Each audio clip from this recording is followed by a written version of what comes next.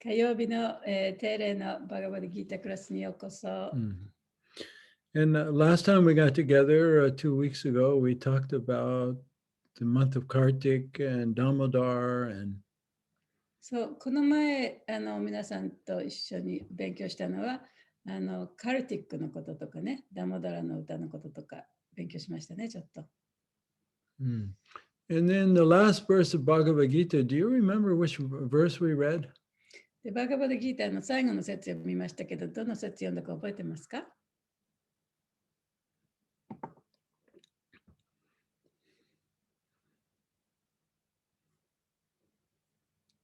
誰も覚えてない。I think we're on verse 8. Like, I forgot. No, you said we read the last Bhagavad Gita verse. You said that we read the verses from Bhagavad Gita last class. That's what you said. Do you remember what it is? Last class we talked about ご Damodar. めんなさい。彼が多分言ってるのは、この前のクラスで勉強した説を、最後にね、勉強した説をどこか覚えてますかって言った。You said last verse in Bhagavad Gita. What does that mean, last verse in Bhagavad Gita? So I thought you meant something you talked about it and then you quoted some verse, last verse, you know. I don't know what that means, last verse. Doesn't. Well, that's what you said. Anyway. Let's see. 8章だっけ ?9 章、8節だっけ ?9 節だっけ ?3 章の何節でしたか？最後に勉強したのは。Anyway, let's 8節だと思うんですけど。which one? 8節。Okay. 前回はカルティックのお話だったので、その前はバガバットギータの3章8節やりました。はい、8節やりました。もうやりました。はい。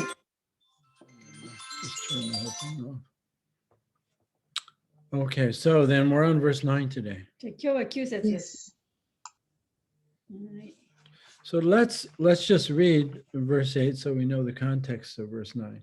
じゃあ8節をもう一回読んでみましょうかね。そうすると9節に関連してまた話がね続いてきますから。どなたか読んでいただけますか？はい、どうぞ。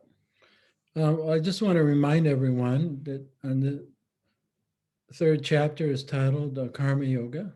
で、第3章はカルマヨガというタイトルがついてます。Right, and it begins with Arjuna asking some questions. で、アルジュナが質問したところから始まってますね。And he said he was confused about Krishna's instructions. で、アルジュナはそのクリシュナの教えについて少し混乱していると。And he wasn't sure if he should renounce and just go become a meditator and leave the battlefield. で、自分はさまざまなものを放棄して、この戦場を立って瞑想すべきか。Or if he should stay and fight. あるいはここにいて戦い続けるべきか。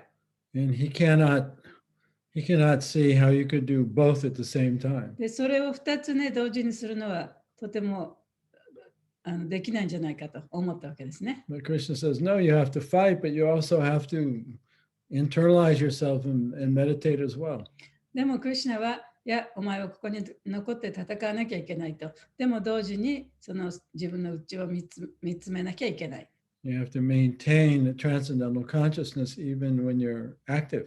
で、そうやって活動をしていながらも超越的な意識を持たなければいけない。Yeah, so let's read verse 8. というふうに言ったんですけど、その8節のところをね、もう一回読んでみましょう。Perform your prescribed duty, for doing so is better than not working. One cannot even maintain one's physical body without work.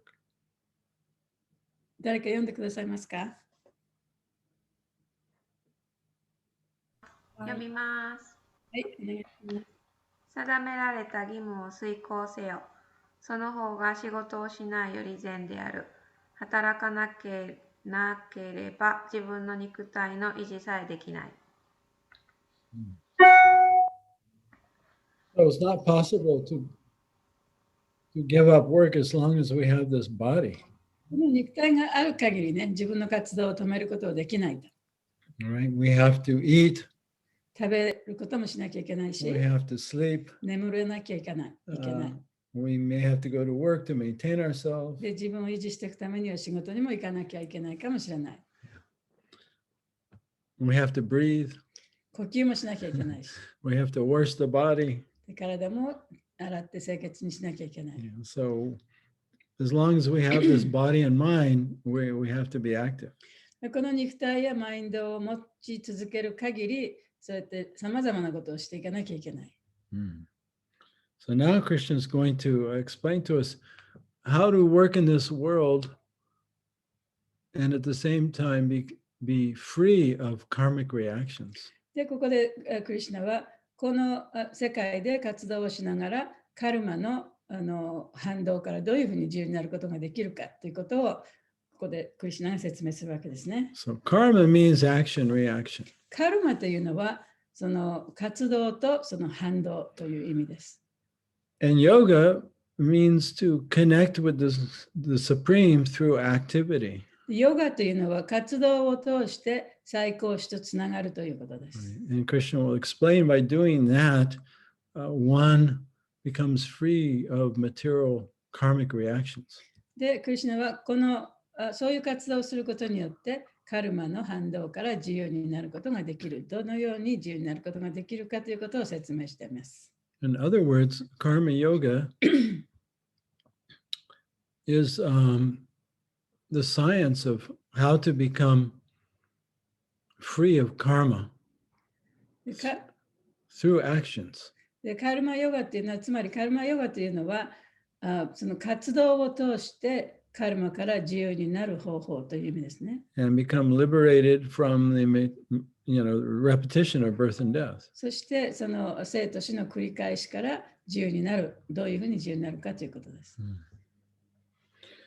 And it's really, it's not about the activity, it's about the consciousness we maintain when we're doing the activity. でそれは自分がさまざまな活動をしている時の活動そのものの問題ではなくて、どのような意識を持って活動するかということです。What are our motivations? What are 自分 our の動機は intentions? 何か、自分のその意図は何かということですね。Okay, so let's look at verse 9. じゃあ 9節に行きます。This is quite a famous verse, by the way, これとても有名な説ですね。 often quoted by Srila シュ Prabhupada. ルパワパでもよく引用なさる説です。 So if you wanted to memorize some verses of Bhagavad-Gita, this would be one to memorize. バガバドギーターの説を暗記したいと思う人はね、この説はおすすめの説ですね。Om Namo Bhagavate Vasudevaya. ナモバガバテバスデバヤ。 Om Namo Bhagavate ナ Vasudevaya. モバガバテバスデバヤ。 Om Namo Bhagavate ナ Vasudevaya. モバガバテバスデバヤ。 So I'll read the Sanskrit and then we'll do the word for word translation and purport. はい、彼がサンスクリット語を読みますので、言葉の訳と解説、翻訳解説といきます。また読んでくださいね。はい。Yagnarta karmano nyatra loko yam karma bandhana tadartam karma kuntaya mukta sangha samachara. Yagna artat, done only for the sake of Yagya or Vishnu. すなわち、ビシュヌのためだけに試された Karmana, than work. 活動よりも、 Anyatra, otherwise. さもなければ、 Loka, world. 世界、 Ayam, this. この Karma bandhana, bondage by work.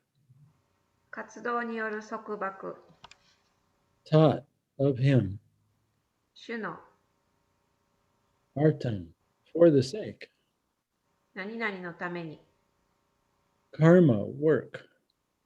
活動、 Kuntaya, O son of Kunti. クンティの子よ、Mukta Sangha, liberated from association. 関わりから解放されて、Samachara, do perfectly. 完全に何々せよ。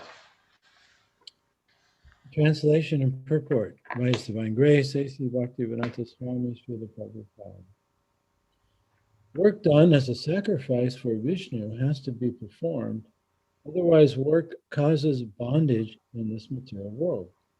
Therefore, O son of Kunti, perform your prescribed duties for his satisfaction, and in that way you will always remain free from bondage. 仕事をビシュヌへの供物としなければ、仕事は人を物質界に縛り付ける。故にクンティの子よ、ビシュヌの満足のために義務を果たせ。そうすれば常に束縛されない。Purport. Since one has to work, even for the simple maintenance of the body, the prescribed duties for a particular social position and quality are so made that that purpose can be fulfilled.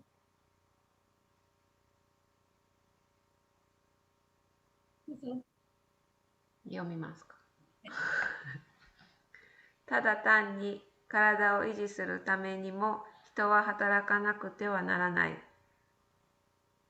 それぞれの社会的立場と質によって定められた義務はその目的のためにある。Yagya means Lord Vishnu or sacrificial performance. ヤジュニャとは主ビシュヌあるいは供養を行うことを意味する。All sacrificial performances also are meant for the satisfaction of Lord Vishnu. あらゆる供養は主ビシュヌに満足していただくためのものである。The Vedas enjoin Yagno Vai Vishnu. In other words, the same purpose is served whether one performs prescribed yagyas or directly serves Lord Vishnu. ベーダはヤジュナバイビシュヌと命じている。すなわち、規定のヤジュナを行っても、直に主ビシュヌに仕えても同じ目的を達成するということである。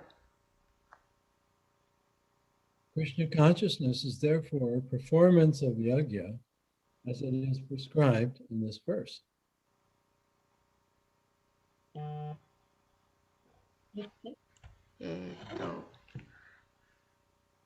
バルナーシュラマ制度の前の方ですね。その前、この説でも説明されているよってこの説でも説明されているように、クリシュナ意識とはヤジュナを行うことなのである。The Varnashram institution also aims at satisfying Lord Vishnu. バルナーシュラマ制度の目的もやはり主ビシュヌに満足していただくことである。Varnashram Chardvata Purushena Para Pumsam Vishnu Aradayayate. This is just a quotation from the Vishnu Purana, but it doesn't actually give translation. これはビシュニプラナからの引用ですけれども、その意味は書かれてないですね。So continuing on with the purport. Therefore, one has to work for the satisfaction of Vishnu. ゆえにからお願いします。ゆえに人はビシュヌに満足していただくために働かなくてはならない。Any other work done in this material world will be a cause of bondage, for both good and evil work have their reactions, and any reaction binds the performer. 他の目的をもってこの世界で何かしようとすると、すべて束縛の原因となる。お願いします。それが良いことであろうと悪いことであろうと必ず反動があり、反動がその人を縛り付けてしまう。Therefore, one has to work in Krishna consciousness to satisfy Krishna or Vishnu. And while performing such activities, one is in a liberated state.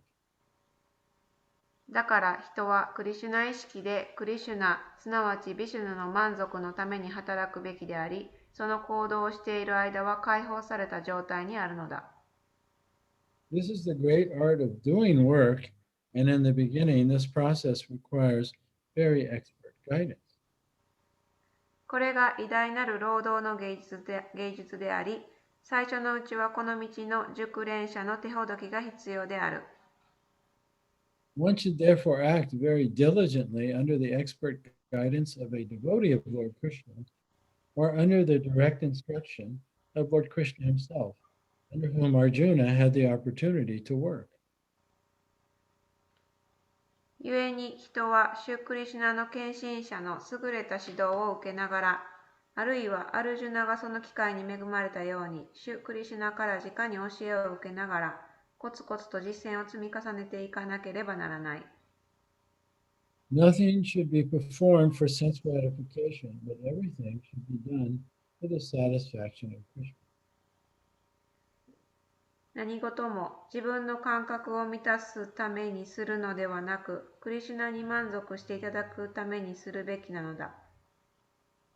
This practice will not only save one from the reaction of work, but also gradually elevate one to the transcendental loving service of the Lord, which alone can raise one to the kingdom of God. そうすることで活動の反動から救われるだけでなく、次第に主への超越的な愛情奉仕へと高められていく。これが神の王国に入ることのできる唯一の方法なのである。So let's read the verse again. Work done as a sacrifice for Vishnu has to be performed, otherwise, work causes bondage in this material world. Therefore, O son of Kunti, perform your prescribed duties for his satisfaction, and in that way, you will always remain free from bondage. はい、どうぞ。もう一回説ですよね。仕事をビシュヌへの供物としなければ、仕事は人を物質界に縛り付ける。故にクンティの子よ、ビシュヌの満足のために義務を果たせ。そうすれば常に束縛されない。ありがとう。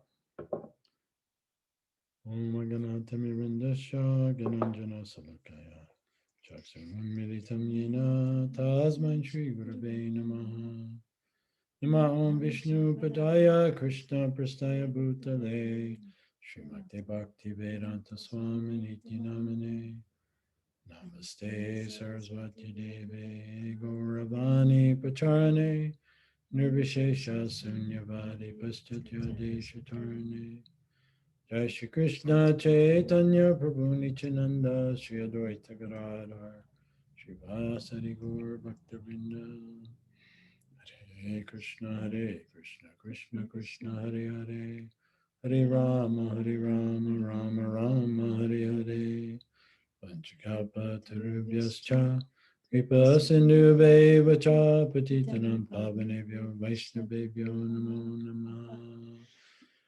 May all living beings be happy. すべての生命体が幸せになりますように。May all living beings be free of suffering. すべての生命体の苦しみがなくなりますように。May all living beings be liberated. すべての生命体が解放されますように。And may all living beings realize their true self and their relationship with Krishna, す God. べての生命体がクリシュナ、神との関係の中の本当の自分を悟ることができますように。So here Krishna is giving instruction to Arjuna of how to be active in this world, but at the same time gradually become liberated from the law of karma. でクリシュナはアルジュナにこの世界の中で活動をしながら同時にこのカルマの法則からどういうふうにしたら自由になることができるかということを説明しています。Yeah, so he's recommending that, in the Varnashram system, Arjuna is a Kshatriya. でこのバルナシャムシステムの中ではアルジュナはクシャトリアですね。And so when he's telling Arjuna to perform his duty, he's telling him to do the work of a Kshatriya. だからここでアルジュナに自分の義務を遂行しなさいと言ってるのは、そのクシャトリアとしての義務を遂行しなさいと言ってるわけです。Or he's telling us to also do our work to maintain our body and our families. それは私たちにとっては、この自分の体や自分の家族をね、維持するための活動をしなさいと言ってるということですね。But do the work without attachment to the result. でも結果に執着することなく活動しなさいと。And to do the work for the satisfaction of the Supreme そ Lord. して最高賞を喜ばすために活動しなさい。So in this way, we maintain consciousness of our relationship with the Lord as we live in this world and work. そしてこの世の中で生きて働いて生きながら、そのwe maintain a consciousness of what? Our connection with the Lord in 主 this との world. 関係を意識しながらね、その意識を持って活動しなきゃいけない。So it's very practical. 非常に実践的ですね。Yeah, he's not recommending that Arjuna go to a cave and chant. アルジュナにその洞窟に行ってそこでチャンティングをしなさいって言ってるわけではないです。He's saying, no, you can maintain transcendental consciousness and at the same time remain active in the world. 超越的な意識を持ちながらも、この世界の中でそのさまざまな活動をすることができるよと言ってるんですね。And so this is very important for us それは私たちにとってもとても大切な教えです。 because a lot of times even Westerners have the conception that in order to become a self-realized soul that you have to detach yourself and separate yourself from the world. その西洋の国の人々もそうですけれども、大体の人々はその自分を悟るためにはこの世からやっぱりその出てね、執着しない、その自分を離さなきゃいけないというふうに考えている人が多くいます。Yeah, and this idea is not only there in India and in the world of yoga, but in all religions, really. でそれはそのインドのね、そのヨガのグループの中での考え方ばかりではなく、その世界中のさまざまな宗教の中での考え方もそうですね。Right?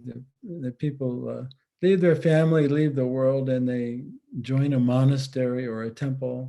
みんなその家族を離れたり、家庭を離れたり、社会を離れて、そのなんていうの、そのお坊さんの生活に入る、Yeah. 出家する、Or become a priest or become a sannyasi.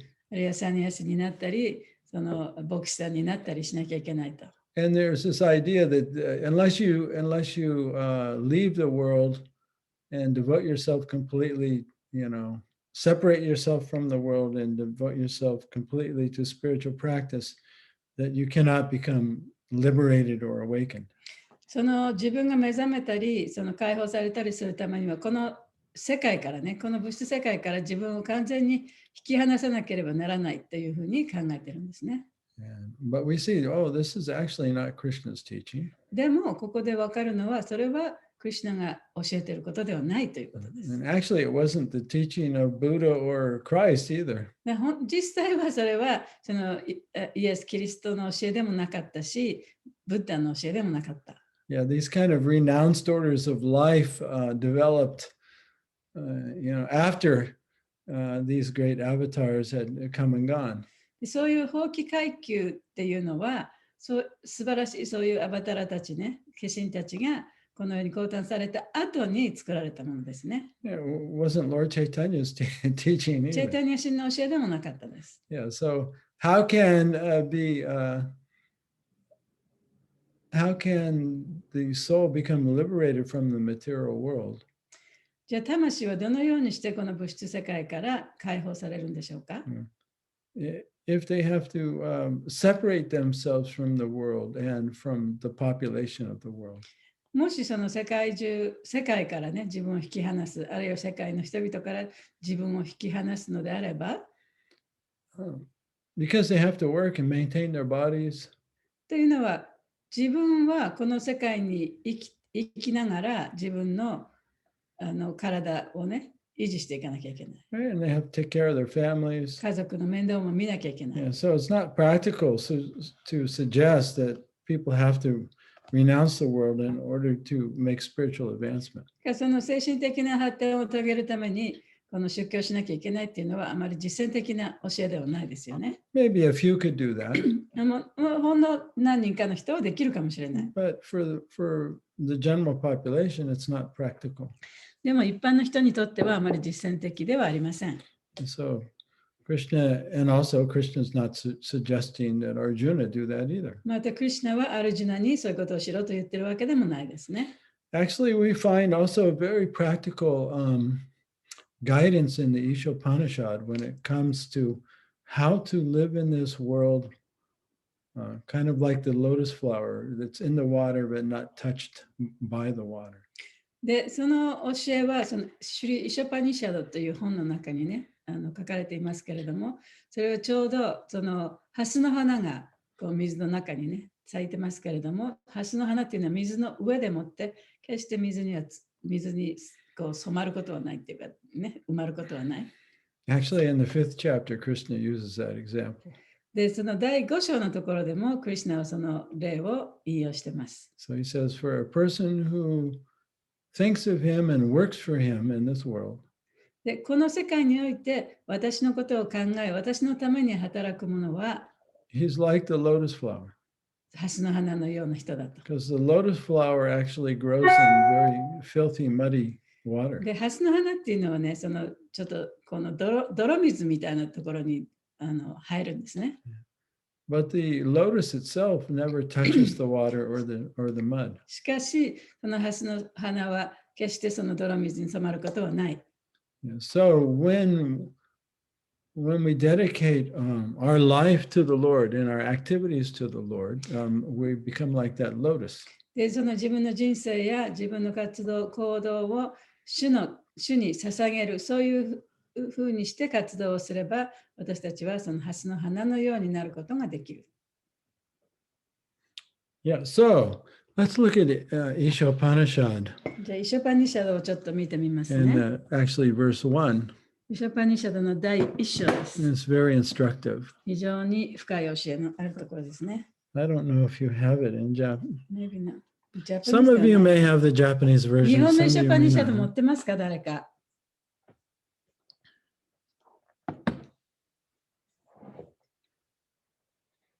はい、あります。Well, text 1. I'll read the Sanskrit. Yisarvasham idam sarvam yatkincha jagatyam jagat tena chakchena bunjita magvida kashasvidanam. Everything animate and or inanimate that is within the universe is controlled and owned by the Lord. One should therefore accept only those things necessary for himself, which are set aside as his quota, and one should not accept other things, knowing well to whom they belong. お願いします、日本語で。宇宙に存在する一切の生物、無生物は主によって支配され、所有されている。故に自分に必要なものとして割り当てられたものだけを受け取るべきであり、それ以外はそれが誰のものかをよく承知した上で受け取ってはならない。So internally, the devotee has to endeavor to maintain this consciousness. だから心の中ではね、やっぱりディボーティーはそういう意識を持つ努力をしなきゃいけない。Yeah, that whatever is moving or not moving. で、その動くもの、動かないものすべて。Right? So, or whatever is animate and not animate. だから動くもの、動かないものすべて。Animate. Animate, like for example, a tree is animate. It's alive. 動かないもの、例えば木はね、生きてるけれども動かないですよね。And right, it grows, it changes. It's animated. で、もちろん大きくなって、いろいろ変わっていきますけれども。It has life in it. でもそこから動くことはないね。Yeah, it's a life energy. それはでも木というものはその生命力があって、ちゃんとそこに存在しているものですね。Right? It's an individualized energy of the Lord. それは主のそのまた個別のエネルギーの一つとも言えます。Or we call that a soul. 魂とも言えますね。Right? But a soul is just the individualized ray of light of the sun. で魂というのはその、太陽のね、その個別の光の光線にしか過ぎない。Yeah, so, some objects are moving, they're animated, some are not moving. だからその中でもちゃんと手足があって動くことができる生き物もいるし、木のようにね、そこに生きてはいるけれどもそこにそこで動くことはできない、そういう生命体もいると。Yeah, so both the trees and the fish and the human beings are animated by the same spiritual energy. そういう木もあるいは動物も魚も人間もその種のエネルギーによって動くことができる。And then we also have inanimate objects. So the tree is animated? Mm-hmm. すみません、木も動くことができるそうです。No, it's not moving, it's alive. I know. 木も動くことができるって走ったり歩いたりすることができるってことではなくて、ちゃんと生きてて大きくなっていくからね、そういう意味での。でそういうふうに命のあるものもいるし、それから命のないもの、命のないって言ったらおかしいな、その石のようにね、動かないものもあると。Right, like a volcano or a mountain or a rock. 例えば山とか火山とか石とか、or a freeway. あるいはフリーウェイとか、a building. 建物とか、a house. 家とか。Yeah, they don't have the spirit soul in them. そういうものの中にはその魂は入ってない。Yeah, so whether an object has a spirit soul in it or not, they're both owned and controlled by the しか Lord. し、そうやってその魂があるかないかにもかかわらず、すべてのものはその主によって所有されています。Right, so the devotee has this consciousness that all energy, both spiritual and material, is coming from God and therefore belongs to Him. だからディボーティーというのはそのすべての意識というものはその神から来ているということを知っている人ですね。Yeah, so we saw Prabhupada, if he dropped something on the ground. で、プラバパートは例えば何かをその地面に置くことしたら、he'd pick it up and touch it to his head. でそれを拾ってちゃんと自分の頭にこういうにつけますね。Yeah, if a devotee kicks some object with his feet, もしディボーティーがその足でね何かをこう蹴ったとしたら、he chastised them. プラバパートはそれ怒りますね。Yeah, because you're showing disrespect to the energy of the Lord. で、クリシュナのエネルギーにそのエネルギーを尊敬してないと言って怒りました。Yeah. Prabhupada made very detailed entries into his ledger about what money he got, what money he spent. で、プラバパートはね、その支出と収入の家計簿みたいなのをずっとつけたんですね。で、いくらお金が入ってきて、何にお金を使ったかというようなね。Yeah, so he didn't see anything as belonging to him. だから、プラバパートはその自分がその所有しているものは何もないというふうに考えてたわけです。Yeah, so the devotee, he sees everything belongs to Krishna and Krishna's just giving it to him, his quota to take care of. で、ディボーティーというのは、その自分が持っているものは何もないんだと。ただ、クリシュナが自分がこうやっていろんなことをやらなきゃいけないために、自分の割り当ての分だけをくれていると。そういうふうにディボーティーは物事を見るんですね。Yeah, so that's a kind of consciousness that we cultivate, every day, day to day. そういう意識をね、私たちはそう日々培っていかなきゃいけない。And we see that whatever has come to us is by the mercy of the Lord. そして私たちの手元に来るものはすべて主の慈悲によって来ているということを知らなきゃいけない。Even our power to think 考える力もそうですね。comes from the Lord. それも主から来てます。Right? In order to do something, first we have to think about it で、何かをするには最初にまず考えなきゃいけないですよね。before we can even do it. で何かをやる前にはね、考えてみなきゃいけない。You know, so the ability to think, the ability to discriminate, intelligence, all of this is the energy of the Lord. It's not something we've created. だから考える力とか、物事を判断する力とか、そういったものはすべてその主から来ているもので、私たちもともと備わっていたものではありません。Yeah, so this is this is really the attitude of Thanksgiving. それこそが Thanksgiving のね、その心意気というかね、そういうものですね。Or as Vaisheshika Prabhu tells the Westerners, he says, Bhakti Yoga is the yoga of gratitude. で、バイシェシェカプブもその西洋の人たちには、バクティヨガというのはその感謝のヨガだと。In other words, the devotee, in a very real way, sees everything in his life as a gift to him by the Lord. というのは、ディボーティーというのは、そのすべてのものがね、神からの贈り物だというふうに見ることができるからです。Yeah, so whatever we get is our quota. だから私たちのところに来たものは、それは私たちに割り当てられたものなんですね。And so that means that's what we deserve. で、それはもう当然来るべきしてきたものだと。Yeah. And we don't deserve more or less. で、それ以上のものも、それ以下のものも、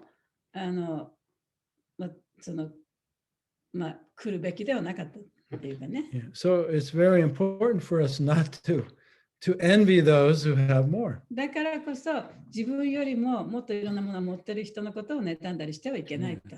If we envy those who have more, then now we're no longer in Vaikuntha or Vaikuntha consciousness. で、そうやって自分よりたくさんいろんなものを持っている人のことを妬む人というのはもうすでにそのバイクンタの意識がなくなっているとも言えます。Now we're back into a hellish consciousness. そしてその地獄のような意識に戻ってしまったとも言えますね。Karmic あるいは consciousness. カルマの意識に戻ってしまった。Yeah, so we see that karma yoga is not really about the activity. カルマヨガっていうのは活動のことではないんですね。It's about the consciousness in which we perform an activity. それは私たちがそのどういう意識を持って行動するかということです。So the devotee is always looking within. ディボティというのは常に自分の心の中を見つめています。So the devotee is conscious of his thoughts and his feelings and his motivations and making sure that they're in alignment with the divine order. そして常にその自分の心の中で自分のその感情とか、それから自分の意識とかというものを見つめることによって、それが主のご意志に沿っているかどうかをいつもこう観察しています。What is the divine order? じゃあその主のその命令といってどういうものでしょうか？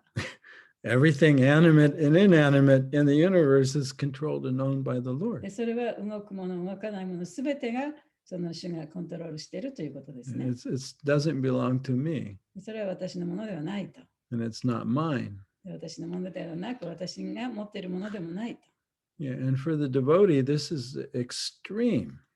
で、ディボーティーの場合はそれがとても極端なんですね。Yeah, even my life doesn't belong to me. 私の命さえも私の所有物ではないと。That's also a gift. それもまた神からの贈り物なんだ。Every breath is a gift. すべての呼吸の一つ一つが神からの贈り物なんだ。In the Chaitanya Leela, there's an extreme example of this given to us by Sanatana Goswami. でそのチェータニアリラの中では、そのことに関して、そのサナタナ・ゴスワミが言ったことがあるんですね。I think most of you have heard of Sanatana Goswami. サナタナ・ゴスワミのことは聞いたことがあると思いますけれども、He's one of the direct disciples of Lord Chaitanya. 彼はチェータニア神の直接の直弟子でしたね。Yeah, and basically, our Krishna consciousness movement is following the instructions and guidance of the 6 Goswamis.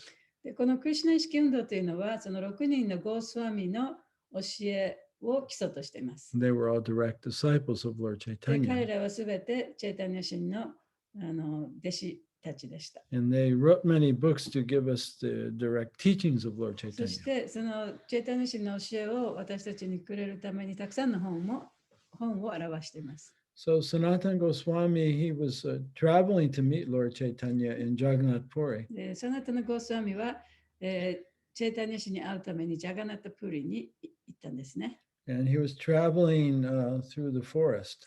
で、その行く途中に森を通って行きました。 Because he had left his job. で、自分の仕事をもう捨てて退職して行ったんですね。 He was a minister for the king. 彼はその王様に仕えてた人だったんですね。大臣の一人だったん And です。 he wanted to give up his job and follow Lord Chaitanya. で、自分の仕事を捨てて、そしてチェイタニア神と一緒にいようと思ったわけです。 So he couldn't travel on the main road because he might get captured by the king's guards. で、その普通の主要幹線道路を行くと、その王様のね、手下に捕まるかもしれないから、そういうところを通れなくて森の中を通っていったわけです。 And he bathed in some polluted water. そしてそのちょっと汚れた汚い水の中で沐浴をしました。 So he had sores all over his body. で、彼の体にはその汚い水で沐浴したために、こう、なんていうの、おできみたいなものが体中にできたんですね。 So when he arrived in Jagannath Puri, he actually wanted to kind of hide from the Lord. で、ジャガナタプリに到着した時には、もう主からちょっと隠れていたんですね。その体中に汚いものがいっぱいできてたもので。 But the Lord found him しかし、主に見つかって、 and hugged him, そして主が彼を抱きしめてくださいました。 even though he had oozing sores all over his 彼に body. はもう本当に産んだその出来物が体中にあったんだけれども、主が抱きしめてくれたんですね。 Yeah, so this was very painful for Sanatana サナタ Goswami. ナゴスワミはとってもそれが辛かったんです。 And so secretly he had decided to commit suicide. で、隠れて自分はね、もうこの世にいなくなるようにもう自殺した方がいいんじゃないかと隠れて思ったわけです。 And he was going to throw himself under the Rath Yatra cart. そして自分はそのラフィアトラのお祭りの時のでっかい木の出しの車の下にね、自分が飛び込んで、そこで自殺しようと考えたわけです。 But Lord Chaitanya, he's the super soul within everyone's し heart. かし、チェイタニア神はスーパーソウルとしてすべての人々の心の中にいました。 So he knew exactly what Sanatana Goswami was thinking and planning. だから、サナタナゴスワミが何を考えて何を計画しているかってもうすぐ分かったんですね。 Just like the Lord knows everything we think and everything we plan. で、私たちがそうやって計画したり考えたりしていることを主は全部ご存知のようにね。 So the Lord said to Sanatana, I know what you're planning. で、その主がそのサナタナゴスワミに言いました。お前が計画していることはちゃんと分かってるよと。 But you can't give up your body でも自分の体をね、そうやって自分で捨ててはいけない。 because your body belongs to me. というのは、お前の体は私のものだから。 And then Sanatana Goswami realized that he didn't have the right to give up his body. で、サナタナゴスワミは自分はその自害する権利はないというふうに思ったんですね。 He only had the right to use his body to serve the Lord.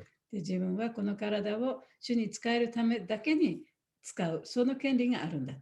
Then the Lord hugged him again and he was healed. そしてそこでまた主がハグしてくださって、そして彼のそのおできみたいな出来物はね、すべて消えました。 So that's an extreme example of how even our body, even our life is a gift from the Lord and actually doesn't even belong to us. それはね、その自分の命でさえも、自分の体でさえも自分ではないというふうに思う敬愛者のその極端な例ですけれども。So the second verse of Isha Upanishad is very clear. イシャパニシャドの2番目の説もとても明確です。 And that he said that you should accept everything that you get as the quota of the Lord and not envy others and not take more than you need. You mean not second verse. Second verse 1. その最初の説です。1番目の説ですね。その中で自分のところに来たものをその自分に割り当てられたものだとして受け入れ、他の人を妬んではいけないと。And whatever we see, animate or inanimate, alive or not alive, で、生きとし生けるものすべて、is owned and controlled by the それ Lord. は主によって主が所有して、そして主によってコントロールされていると。Yeah, so one who lives and works in this way is liberated from the law of karma. だからそういうふうに生きていく人、そういう意識の中で活動する人というのは、カルマの法則から自由になることができると。If we maintain the consciousness that everything material is mine and belongs to me, then we have to take birth again to receive the good or bad results. で、そのすべてのものが自分のものであり、自分のコントロール、自分の支配下にあると思いながら、さまざまな活動をして生きていく人っていうのは、またこの物質界に生まれてこなければならない。And then verse 2 goes along with verse 1. You mean イソパニシャド？ Yeah. で、そのイソパニシャドの2節ですね。2節もその一緒に続いています。One may aspire to live for hundreds of years if he continuously goes on working in that way, for that sort of work will not bind him to the law of karma. There is no alternative to this way for man. はい、会長お願いします。そのように活動し続ける人は何百年もの間生きたいと望むことだろう。なぜならそのような活動はその行為者をカルマの法則に縛り付けることはないからである。人間にとってこれに代わる生き方はありえない。So it doesn't really matter whether, what kind of work we are qualified for. 自分がどんな仕事をするかということは問題ではないんですね。Right? We have to do some work to maintain our body. もちろん自分の体を維持するために働かなきゃいけない。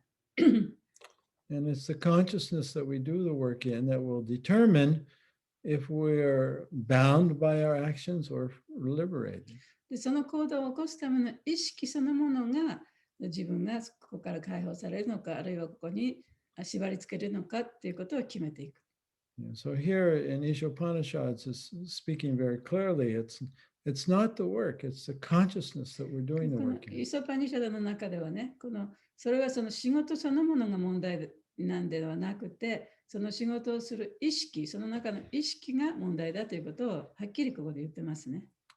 And now, in Buddhism, Buddha, he spoke about the Eightfold Path. 仏教ではその八正道というのがあります。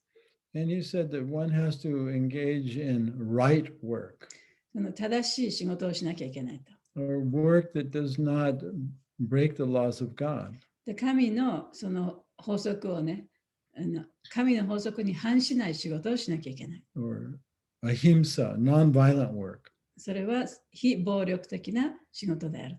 So kind of work that does not injure oneself or other living entities. 自分やあるいは他の生命体を傷つけない仕事であると。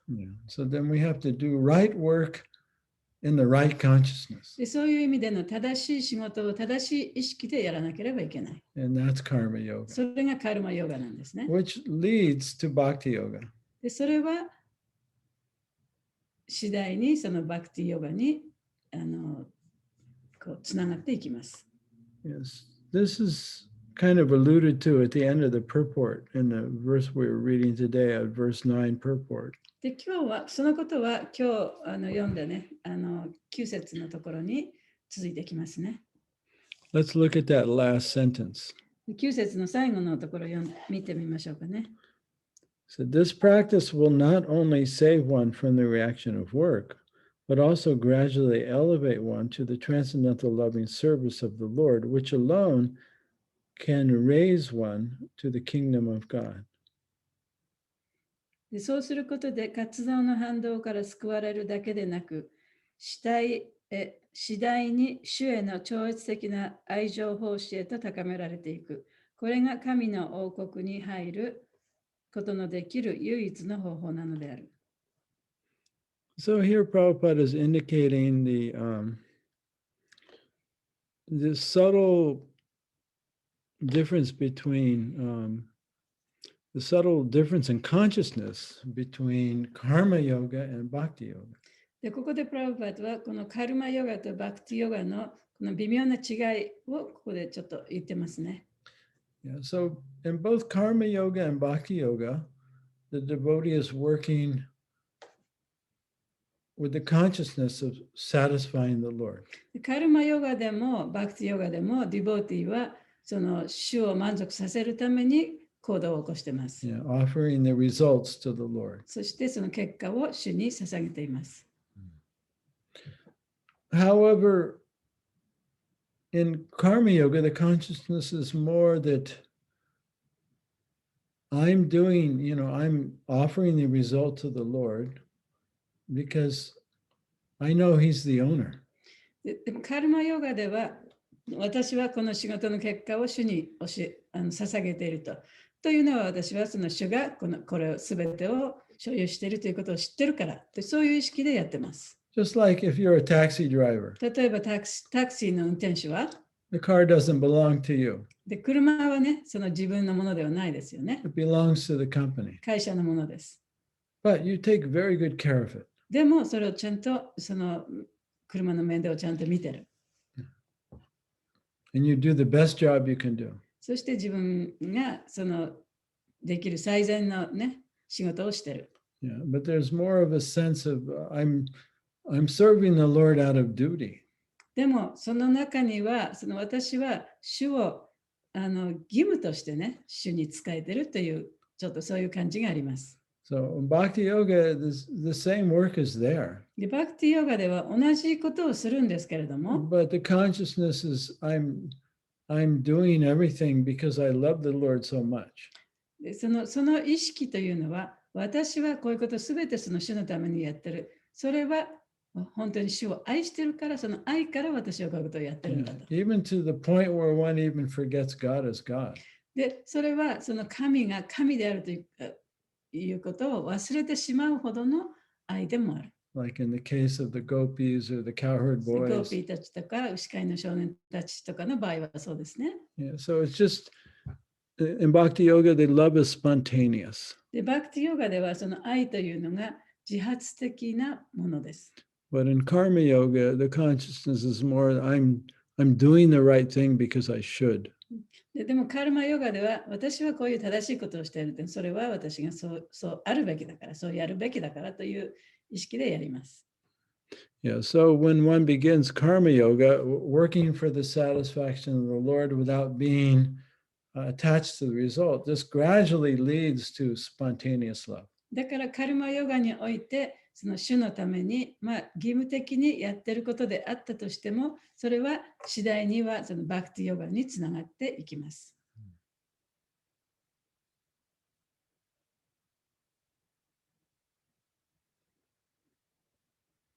なるほど。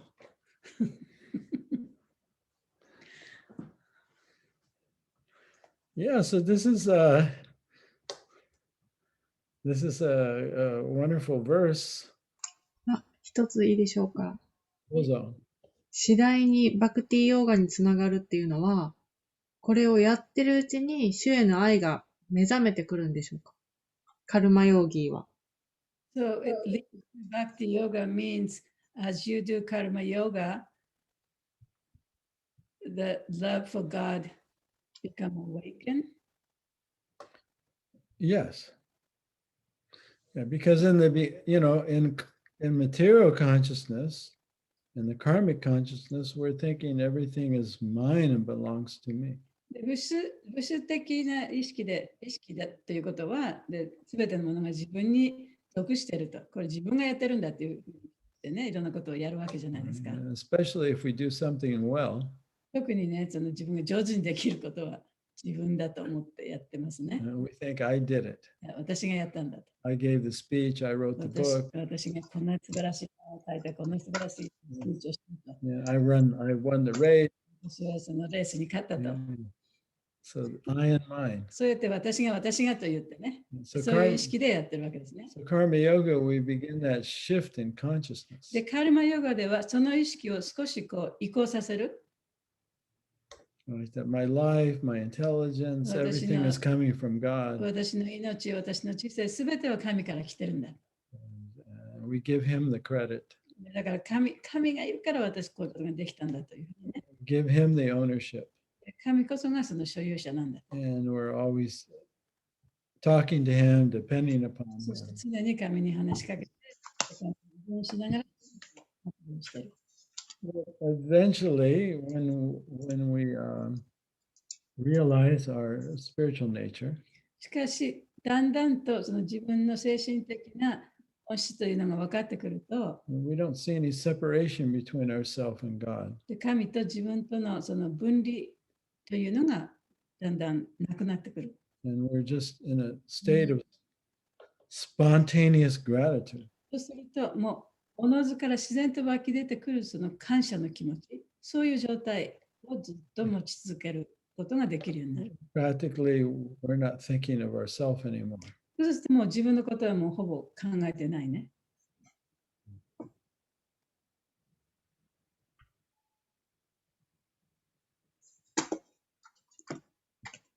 はい、ありがとうございま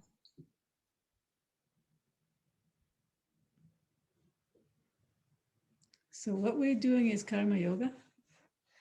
Depends on our consciousness. Yes.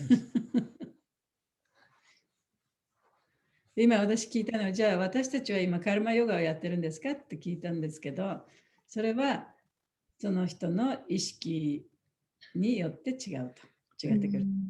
Again, it's not the action, it's the consciousness.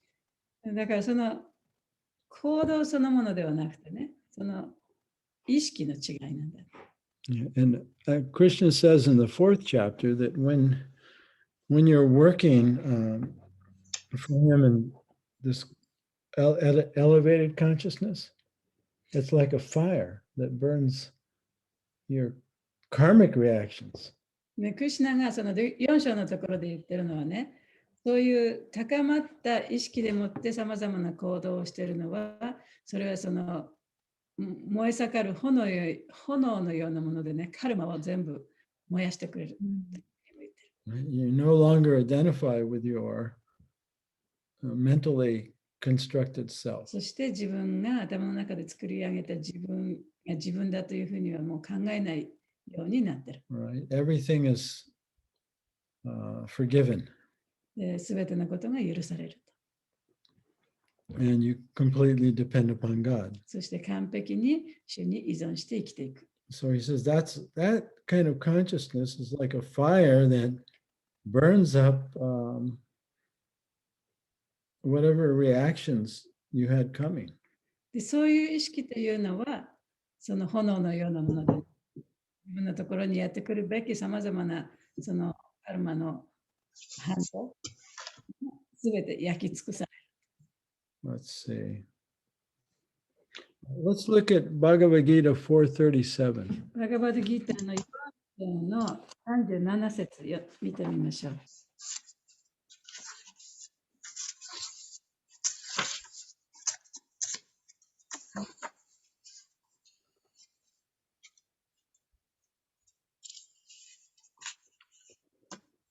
Yatai damsi sami dagnar basma sat kuruterjuna gyanagni sarvakarmani basma sat kurute tata. As a blazing fire turns firewood to ashes, O Arjuna, so does the fire of knowledge burn to ashes all reactions to material activities. バガバッドギーター4章の37節です。アルジュナよ、燃え盛る火が薪を灰に焼き尽くすように、知識という火はあらゆる物質的行為の反動を焼き尽くして灰にする。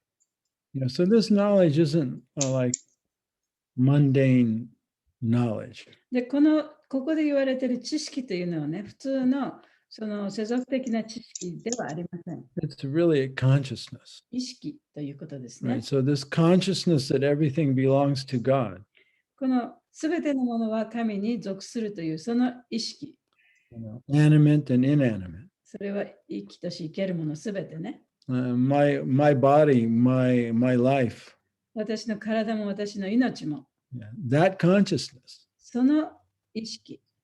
When one has that consciousness or is cultivating that で、 consciousness, その意識がある人、あるいはその意識を高めようとしている人。that burns up our identification with the false self. で、それはその偽の自分が自分だ、本当の自分だと思い込んでしまうということ、それを焼き尽くしてくれるということですね。 So we don't identify with our past anymore. だからもう過去の自分を同一することはない。 That なくなる。 wasn't really me. あれは本当の自分ではなかった。 So as long as we're identified with this false self, then we keep reacting to the memory and then repeating the action. 偽の自分が自分だと思い込み続けることによって、過去のものがまたそれを何回も繰り返すことになりますね。同じことを繰り返すことになりますね。Right? We remember this person said this to us. あの人は私に昔こんなことを言ったとかね。 And then the old feeling comes up. そうすると昔にその持ってた感情が蘇ってくる。 Right? And then we hate them and we send out the hate thoughts. またその人を憎んでね、その憎みのね、エネルギーをその相手に送ることになりますね。 Right? And then we hear a song from the past. で、過去から例えば過去の歌を思い出す。 Another memory comes up. そしてまた別の思い出が返ってく And we る。 start thinking, oh, I wish they hadn't have left me or this or そう that. あの人に捨てられてしまったあの人が私を捨てなかったらどうだっただろうとかね、そういう思いがまたこう出てきますね。 This is all karma. それがカルマなんです。 Action, reaction. それが行動に対する反応。 Going on in the mind. それがマインドの中で常にこう行われているわけです。 But when we come out of that consciousness, でもその意識から抜け出すことができると、 then all those memories, all that identification with those memories burns up. でそういう過去からの記憶やその記憶にくっついてきたその同一視、すべてのことが灰のようになってしまう。燃やしつかされて灰になってしまう。 Yeah, so we're free now, そこで自由になるわけですね。 and there's no next birth for that. そうするともう次に生まれ変わることはない。 Yeah, it becomes burned up in that karmic, those memories and that karma is like wood. でそういうカルマやその記憶というものはその薪のようにね燃やされてしまうから。 And it becomes burned up in the fire of our present moment awareness. そして今この瞬間のその意識によってそれらが全部燃えてしまうんですね。 Yeah, we don't identify with this mind or body anymore. Yeah, We no, only identify ourselves as servants of Krishna. でこの体や意識が自分だとはもうすでに思わなくなっていて、私は神のその永遠な召使いだというその本当の自分が自分だというふうに思うことができるようになるからね。 In other words, karma is caused by material identification. つまりカルマというのはその物質的な同一視、物質的な思い込みから来てるんです。 Not by the action. で活動から来るんではないんですね。 The karma is the identification with the false self. でカルマというのはその偽の自分が自分だという思い込み、そこから来るものです。 Yeah, and doing action in that consciousness creates a で reaction. その意識でもってやるさまざまな行動、それに対する反動がカルマなんですね。 But if you no longer identify with the mentally created self, しかし、その頭の中で作った自分が自分だというふうに思わなくなると、 then there's no more karma. カルマがなくなります。 Or if you notice, oh, I'm reacting to this memory, あるいはね、自分はこの記憶にまた反応してるなというふうにちゃんと見ることができれば、 and I'm thinking of this person in a very negative way, でその記憶をたどってきたこの人はとってもね、こういう人だったという否定的な考え方がある。 the same way I've done for hundreds of times in the last 10 years. それはそういうふうに思ったのは、もうここ10年間ずっとそんなことを繰り返してきたと。But you catch it でもそれに気がつくね。 and you confess it そして気がついてそれを主に告白する。 and you ask the Lord for forgiveness そして主にその許しを願うんですね。 and you ask that person for そして forgiveness その相手の人にも許しを願う。 and you let go of that whole material そうす identification. ると、その物質的な同一視がすべて同一視を手放すことができるようになるんです。 Then that karma is burnt up. そうすると、そのカルマはすでにそこで燃え尽きたということになります。 So it's a very conscious activity. 非常にね、その意図的な行為ですね。 It's not like that these things just burn up automatically.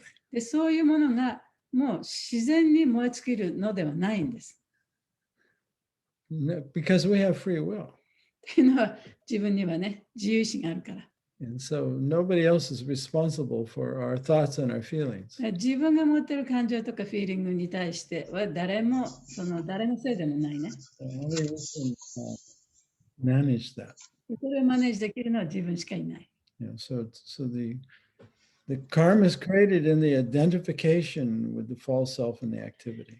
で、カルマというのは、その活動をしていく上での偽の自分が自分だと思ってしまうこと。その思い込みによってした活動によって作られるものがカルマです。 So instead of I and mine, no, it belongs to the Lord. だから、これ私のもの、私がというよりもね、それはいやいや、神様が主がやった、主に属してるんだというふうに思わなきゃいけない。 Even I belong to the Lord. 私自身でさえもね、神に属してるんだ。 Then there's no more karma. そうすると、カルマがなくなります。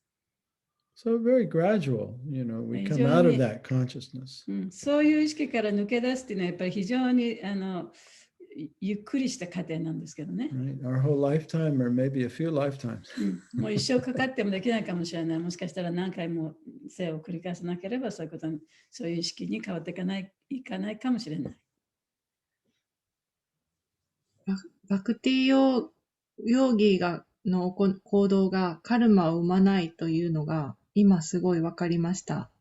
その意識がカルマを作るから、その意識が神への愛になっていると、その神への愛の意識で行った行動っていうのはカルマを生まないっていうお話だったんですよね。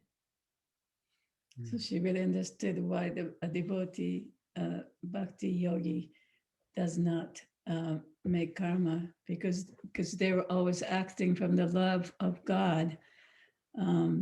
So if you have love of God and you're doing things for the Lord out of love, then that won't produce karma.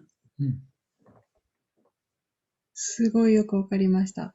あと、やっぱり、例えばバクティヨーギーになりたいと思って、毎日サダナがありますけれども、16週唱えたり、例えば、アラティをやったりとか、いろんなサダナがあるんですが、これを、とってもやりたいと思ってやれるサダナと、やらなきゃいけないからやるっていうサダナがあるんですね。で、やらなきゃいけない、例えば毎朝4時に起きて、例えばマンガラアラティをやらなきゃいけないってなった時に、その前にシャワーを浴びなきゃいけないとか、そうなった時にこれを自発的にやりたいって思えない。そうするとこれはカルマヨーギーなのかなって今ちょっと思ったんですけど、どうでしょうか。So there's many different kind of sadhana you do. But some things, like sometimes you have to get up early in the morning and take a shower and then go to Mongol Arctic. Maybe you don't want to do this, but because you should. So you do it. So that's a activity in karma yoga. Well, bhakti yoga and karma yoga, they're really the same. It's just the consciousness that we're doing them. Yeah, but if you're thinking, well, I don't want to do this. I have to explain that. I haven't gotten to that. カルマヨガとバクティヨガの行動、活動そのものは同じですね。So there's bhakti yoga in practice, and then there's spontaneous bhakti. That's what we're aiming for. で、そのバクティヨガの修練と、それからバクティヨガ、自然に湧き出るバクティヨガとね、あって、で、私たちはその自然に湧き出るバクティヨガを目指して修練してるわけですね。Yeah, so bhakti yoga in practice, we're not liberated yet. で、その修練している最中はまだ解放されてない。We're still affected by the modes of nature. まだまだその物質の三様式に影響されながらやってます。But our aim is Krishna, right? Or God, so that's bhakti. でも目的はその主であって、クリシュナであって、それはバクティですよね。Yeah, so that means we can perform bhakti yoga in the mode of ignorance, in the mode of passion, or in the mode of goodness. だからそのバクティヨガをしていても、その無知の様式でやったり、劇場の様式でやったり、徳の様式でやったり、そういう中でバクティヨガをやってるわけですね。Yeah, so if you're getting up early 例えば朝早く起きると、and you hate it, もう起きたくないと思いながらも起きる。and you're thinking so much, oh, I don't want to do this. もう朝起きるの嫌だと思いながら起きてると。You could say that's bhakti yoga in the mode of ignorance. それはバクティヨガを無知の様式でやってるっていうふうに言えるかもしれない。And so much resistance. 非常にもうね、こう反抗しながらやってるわけですから。But you're doing it. でもやってはいますよね。Yeah. Or you're getting up early in the morning あるいはまたじゃあ朝早く起きると。and you do Mongol Arctic. で、モンゴルアティックもやると。And then you put a picture of it on Facebook. そしてその自分のやってる姿を Facebook に載せると。Hoping everyone will notice what a good devotee で you are. みんなに見てもらってね、わあ、あの人素晴らしいディモティって思ってもらうためにやったと。That would be bhakti yoga in the mode of passion. それは劇場の様式におけるバクティヨガと言えますね。And so the result of that is always temporary. だからそういう活動の結果というのは非常に一時的なものです。And it doesn't make you happy, で、自分をハッピーにもさせない。 right? Because it's still in the modes of nature. で、それはその物質の様式の影響を受けてるからね。Now, if you're getting up early in the morning, you're doing Mongol Arctic, でも早く起きてモンゴルアティックをやると。and you're just doing it out of duty because you promised. でもそれは自分はちゃんとその約束したから、これやるべきだと思ってやってると。You're peaceful, そうすると、心はちょっと落ち着いてますね。 but you're not in ecstasy. でも、エクスタシーではない。That's bhakti yoga in the mode of goodness. それはバクティヨガが徳の様式でやってるバクティヨガ。なるほど。But here's the thing. If we agree to do something, でも、何かをするということに一旦同意したならば、we've made a choice. 自分でそのチョイスをしたわけですよね。選択したわけですよね。Then we won't feel like we're forced to do something. 自分が選んだんだから、強制されてやってるようには感じないはずです。So we only, whatever we can do, we should say yes to what's, practical for us from where we're at. だからその自分ができることはね、今自分に置かれている状況の中でできることに対してはイエスと言うべきね。So for initiation in this practice, で例えばこの修練の中での入門、we only promise to follow the four regulator でそ principles. の入門の中で入門の時に約束したのはその4つの規則に従うということを約束しましたよね。 And we follow the four regulator principles. I mean, chant 16そ rounds. して16種唱えるということを誓いましたね。 We don't promise anything else. 他のことはそこでは誓ってはいない。 Yeah. So we shouldn't make that promise unless, we really want to do it. でその約束、その誓いを立てるのはやっぱり本当に自分がしたいと思ったからその誓いを立てたわけじゃないですか。 And you can always, it's not necessary to get initiated. 入門を受ける必要もないね。本当に、本当のところ。You can still follow this process. この過程、この過程に、この方法にこう一人で従っていっても構わない。Yeah, according to one's pace. それは自分のペースに合わせてね。All right. And it's just if one does get initiated and makes this commitment, でも then 一旦 it makes it easier to do it for your whole life. でも一旦入門を受けて、でそのような誓いを立てると、それを一生続けていくことがとても簡単にできるようになる。But again, because you've made a conscious choice, you won't feel trapped or resentful. で You そこ know? でもって自分で意識してそういう選択をしたわけですよね。入門を受けてこういう誓いを立てるという選択を自分がしたわけだから、自分がそこで束縛されてどうしてもやらなきゃいけないとか、強制されてやってるとかっていうふうには感じないはずです。Yeah, even if you're just doing it out of duty because out of self-respect because you made a promise. で自分はそこでね、約束をしたからというね、その自分に対するその自分をちゃんと敬うことで、じゃあ自分の約束を守りますと、そういう気持ちでこの義務を果たしていったとしてもね。Yeah, and not everyone, all these the other aspects of the practice are also voluntary. でこれを修練している上でのさまざまなサダナというかね、そういうものがありますけれども、それをすべてボランティアでやっていることですね。They're recommended. でそれが勧められていることなんです But ね。 you don't have to force yourself or feel guilty if you don't do them. でも、それを自分がどうしても自分に強要して、そういうことをやったり、あるいはそれができなかったからといって罪の意識を持ったりする必要もありません。So I don't know. I hope that's helpful. So you can do bhakti yoga in the modes of nature. だから、バクティヨガをやってるけれども、自然の様式に影響されながらやってるバクティヨガを続けていけばいいと思います。はい。バクティヨーガの無知の様式、劇場の様式、徳の様式は聞いたことがあったんですけど、今日とっても具体的だったんでよくわかりました。ありがとうございます。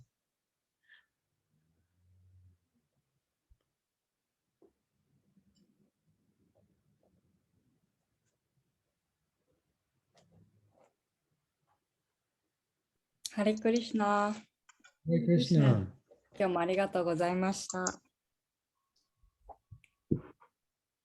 私もすごく劇場の様式でバクティヨガしてるんですけども、それはもう受け入れてやってますけど、これが徳の様式になっていくんでしょうかね。どのようになっていくんだろうって思ってたんですが、徳の様式のバクティヨガ、改めて教えてください。で、何ですか、上がっていって、最終的に超えるんですかね、3つの様式から。その辺はわからないです。The Bhakti Yoga, you explain about the three modes of nature being affected on Bhakti Yoga. And but does it go by, from one to the other, from the ignorance to passion to goodness, and then go to love like that? Or how does it make change?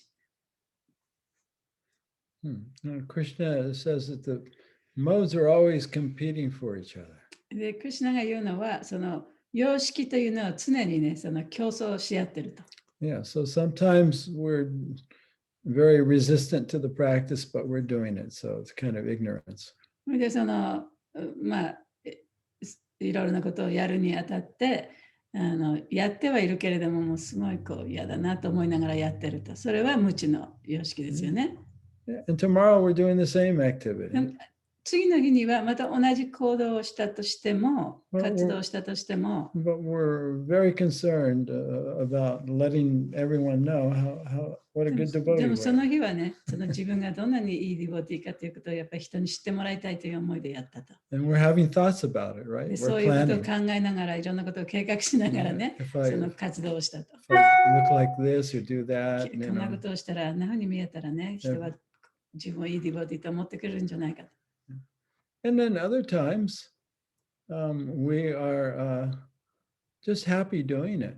でも、もう本当にその活動をすることだけでね、とてもハッピーだっていう日もありますよね。 And we're not thinking, we don't have any other motivation. で他には何の動機もなく、ただただこのやることがハッピーでやってる日もありますね。And at other times, we're even transcendental, そしてその超越的になってできる日もある。 where we just simply want to please our teacher and Krishna. ただただ自分の先生と、それからクリシュナを喜ばせるためにやりたいと思う時もある。Yeah, so those transcendental times and those mode of goodness times, they add up. でそういう超越的な意識でできるとき、あるいは徳の様式でできるときっていうのは、だんだんとこう積み重なっていくんですね。 And gradually pull us out of ignorance and passion. そしてそういうものがたくさん積み重なっていくと、その劇場の様式、あるいは無知の様式での修練から自分をもっとより高いところに連れてってくれるわけです。 You know, as we continue year after year. でそれをね、何年も何年も同じことをこう繰り返しやっていくことで、そういうことがなるんです。そういうふうになるんですね。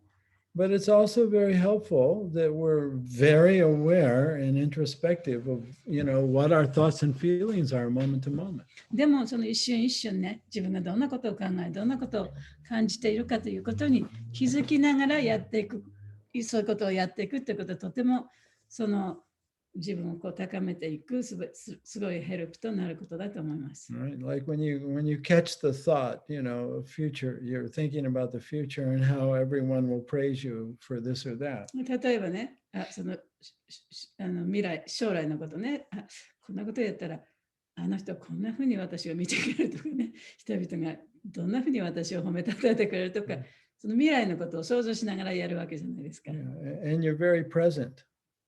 そうでなくて、非常にそのプレゼント、今の状態に自分を置いてやることで、 And you're observing it. そしてそれを自分の今の状態に自分を置くことで、そういう気持ちが自分の中にあるということをちゃんと見ることができるね。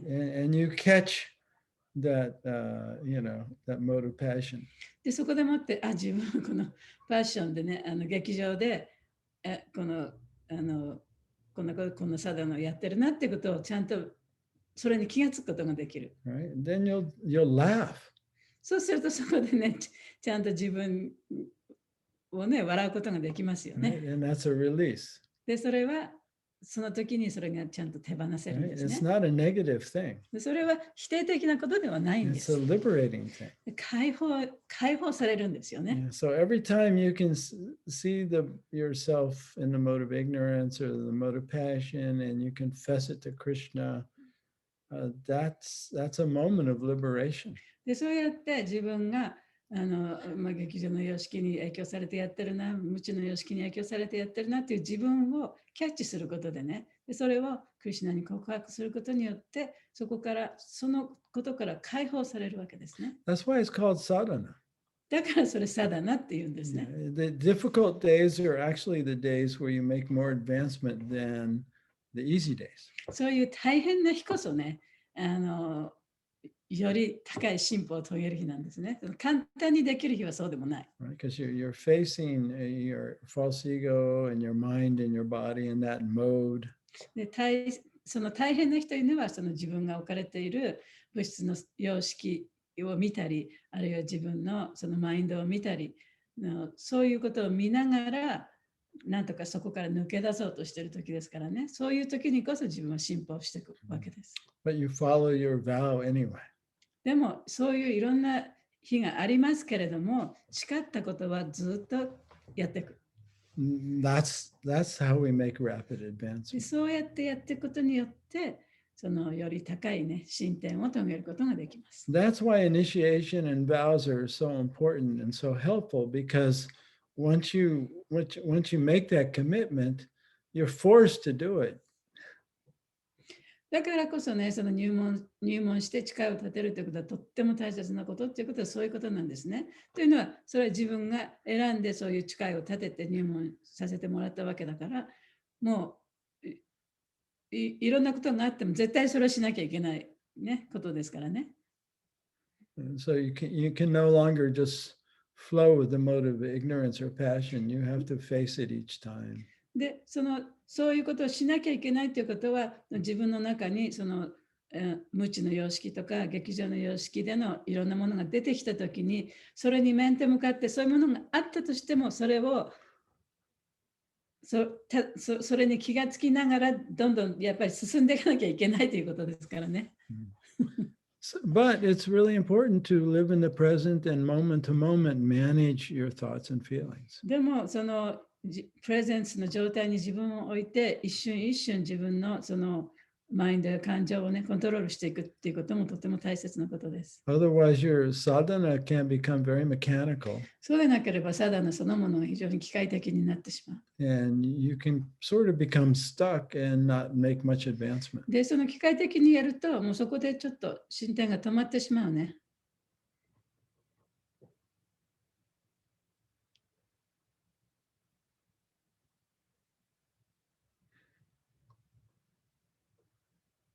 So I think it's always better to do the very basic. だからね、本当にベーシックなことをきちんとやるというのはとても大切だと思います。Which is just the 4 principles and the 16 それは rules. 4つの規則に従って16種唱えるということです。Or if you're not initiated, then 2 rounds or whatever it is. でもし入門まだしてなかったらね、2週とか3週とか自分で決めた数を毎日やるということね。And then whatever you're motivated to do spontaneously, beyond that, then just do that. で、その上にさらに自分がやりたいこと、アラティックでもいいし、早く起きることでもいいし、そういうことをやりたかったら、それをボランティアとしてそれをやったらいい。But don't get stuck in thinking you have to do it. でも、自分はそういうことも全部やらなきゃいけないっていう、そういうところにね、自分をスタックさせてはいけないね。はめ込んじゃいけない。Or we can even get into the consciousness that by doing all of this austerity, I'm going to become liberated. If I do this and I do that. じゃあ自分がこれをして、あれをして、こういうこともして、ああいうこともして、こういうことをすべてすれば、自分はすごい発展を遂げるんじゃないかと。そういうふうに思ってもいけない。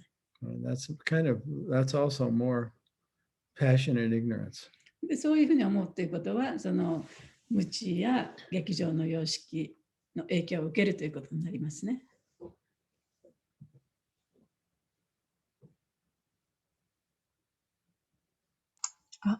もう一ついいですか？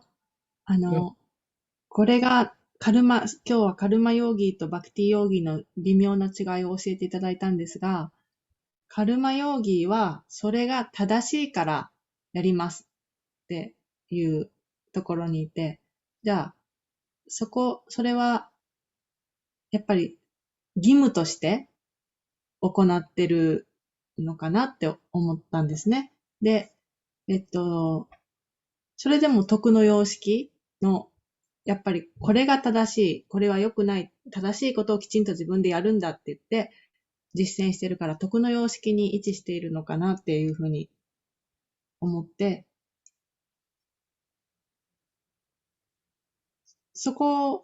私たちはそことバクティと、あと時々眠いとか寒いとかで無知が混じって、これが前に教えていただいたカルマ・ミズラ・バクティ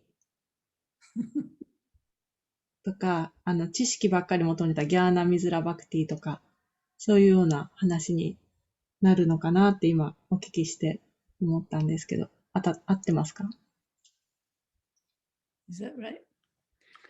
Yeah, it's very similar to, karma, misra, bhakti, jnana, misra, bhakti, it's not exactly the same as doing bhakti yoga in the different modes of nature.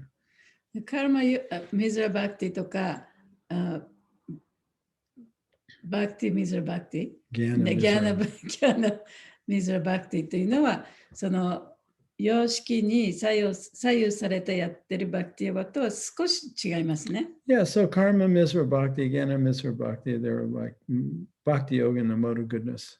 で、カルマミズラバクティとかギャーナミズラバクティっていうのは、徳の様式でのバクティヨガになります。Right. But when you forget about yourself, でも自分っていうものを忘れてしまったときに、right? You're not trying to figure anything out anymore. When you forget yourself, Yeah, you're not trying to figure out what is this, intellectually understand 自分 anything. でね、その頭の中で、これどういうことなのかなとか、ああいうことなのかなとかって、そうに考えることなく、You're just simply grateful to God and want to please Him. 神様に感謝して、その神のことだけを考えてや You る。 want to feel your connection with the で Lord. 神とのつながりを感じたいと思ってやる。Yeah. And you've totally forgotten yourself.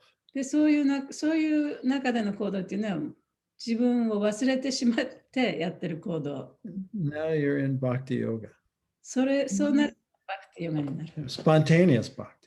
そのスパンテニアス、自発的なバクティヨガに You're なる。 beyond the modes of nature. そうすると初めてその物質の三様式化を超えたところにあるバクティヨガになる。Yeah, but you may go back and forth, in the developmental period. でもそうやって自分を培っていく上で、そのいろいろな場所っていうかね、その様式の影響っていうのはあっちに行ったりこっちに行ったりするわけで、一つのところにとどまってるわけではない。And you'll have moments, when your bhakti yoga is pure and spontaneous. で、その自分がやってるバクティヨガが本当に自発的で純粋なバクティヨガをやってる、そういう瞬間もあるかもしれない。And you'll feel the difference. で、そうするとちゃんとその違いを自分で感じることができると思います。 One is liberating and one you still feel bound. で、一つはその自分が本当に解き離れた解放された状態、そういうのを感じることができるかもしれない。で、また別の方に行くとまだまだ自分がちょっとこう縛られてる感じがするかもしれない。はい、ありがとうございます。すごいよくわかりました、今日。たくさんありがとうございました。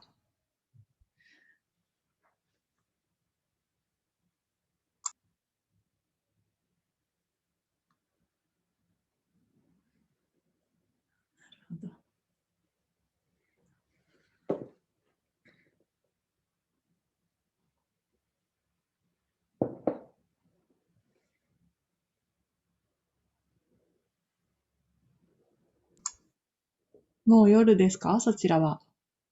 夜になりましたね。Yeah. Yeah, the sun sets by 5 o'clock now. そう、5時にはもう日が沈みます。So just remember Prabhupada's definition of bhakti yoga. で、プラブパーダのそのバクティヨガの定義というのをね、ちょっと思い出してみてください。Because each soul has free will. すべての魂はそれぞれね、自由意志というものを持ってるんだ。So love, gratitude depends on our free will. で、愛や感謝というものはその自由意志によるものだ。So bhakti yoga is voluntary. で、バクティヨガというのはボランティアのものだ。ボランティアね。It's individual. そして個人的なものだ。And it's spontaneous. そしてスパンテニアスというのはもう自発的にこう湧き出てくるようなもの、ね。We're just saying yes. Yes, yes, yes って言ってやるものだ。And it's not all the same for each one of us. で、だから私たち個人がね、やっぱり全部同じではないんですね。So we shouldn't judge others. 他の人のことをね、判断してはいけない。And we should say yes when we really mean yes and no when we really mean no. で、本当に自分のイエスと言って本当はノーって言いたいのに、言いたいときにイエスと言ってはいけません。according to our individual capacity. だから自分がね、その持ってるその個人の能力に応じてね、やっていけばいい。Then we won't get stuck. でそうやってやっていけば、そこでこう止まってしまうことはないですね。Or be performing bhakti, to get the approval or acceptance of others. あるいはね、そのバクティをしたからといって他の人に認めてもらいたいとか、あるいは人から褒めてもらいたいとかっていう、そういう動機でバクティをすることもなくなる。Then we're stuck in mode of ignorance and passion. そういうものを持ってバクティをしたら、無知や様式に。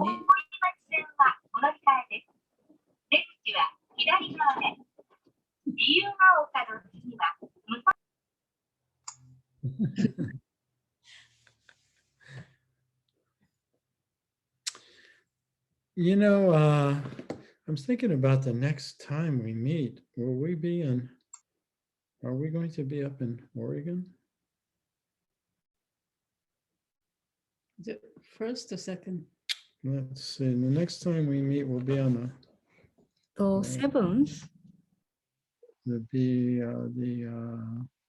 No, it would be the 14th.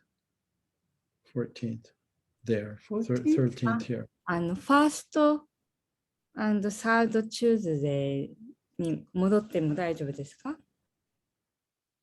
Today, what's today? 29? Today は 5th ですけど。The next 6だね。だから7だね。7、はい。That's next week. Next week です。So we meet next week? はい。大丈夫ですか？大丈夫。Because we're going to Oregon to celebrate Mahaguna's 70th birthday. おお。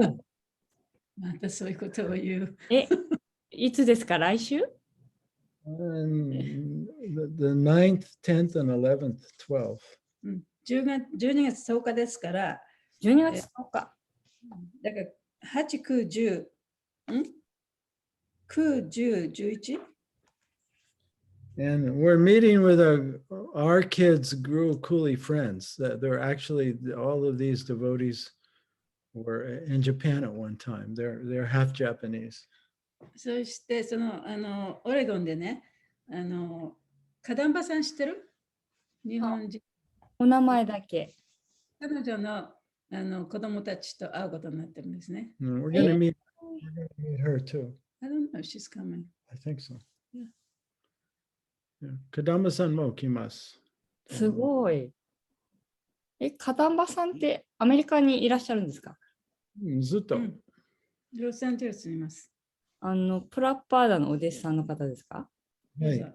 その4人の。レアな4人のうちの。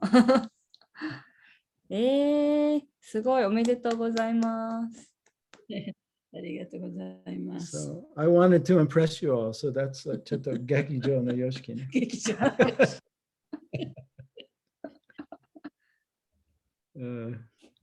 74歳ですね。70歳。間違えた。ちょっと。すいません、4歳サバ読みましたね。70歳も74歳も似たようなもんやもう。すいません。70歳です。So we'll meet on the 7th then, right? And we'll study verse 10. じゃあ次回は7日の火曜日8時半からバガバットギーター3章の10節ですね。Yeah, so just kind of notice from time to time during the day when you're doing your bhakti yoga to see if you can notice what mode you're in. だからそのバクティヨガをやってる最中にね、自分どんな意識でやってるのか、どんな動機でやってるのかっていうことをね、時々観察してみてください。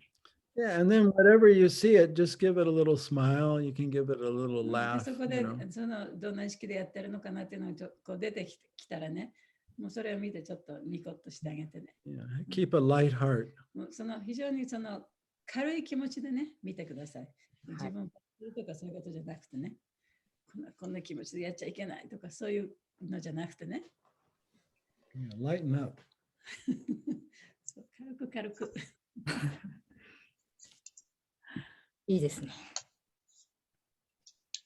今日もありがとうございました。ありがとうございました。ありがとうございました。楽しいクラスをありがとうございます。Okay, so we'll see you next week. はい。来週また。ハリクリシナ。ハレクリシナ。ありがとうございます。ハレクリシナ。シャレバプラブキー。じゃあ、じゃあ、いないです。じゃあ、マハグナさんキー。じゃあ、ありがとうございました。マハグナさん元気そうですね。うん、よかった。元気そう。うん、よかった。いい感じでしたね。